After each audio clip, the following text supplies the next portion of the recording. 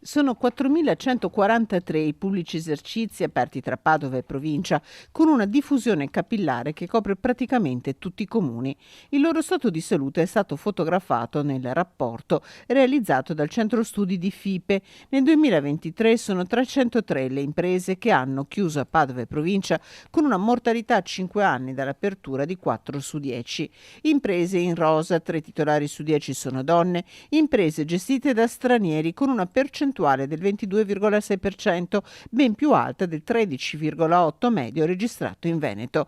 Se 6 imprenditori su 10 faticano a trovare dipendenti, la buona notizia è che aumentano i contratti stabili per i collaboratori. Finalmente quest'anno abbiamo visto che i contratti a tempo indeterminato rispetto al 2022 nel settore pubblici esercizi sono raddoppiati.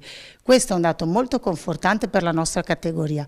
Cosa vuol dire? Che chi cerca lavoro e lo cerca nel pubblico esercizio sa che verrà messo in regola con contratti seri, fissi e tutelati. Serve formazione, ma serve anche una sburocratizzazione per rendere più facile fare impresa, ma a Padova città la preoccupazione è rappresentata dai numerosi cantieri aperti.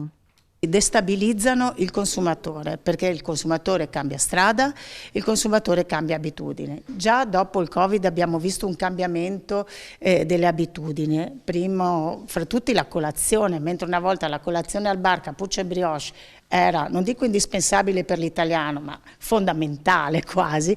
Adesso, siccome sei in ritardo, sei di fretta, non sai le strade chiuse, hai l'incubo di arrivare tardi, rinunci alla colazione al bar e vai alle macchinette. Questo deve cambiare.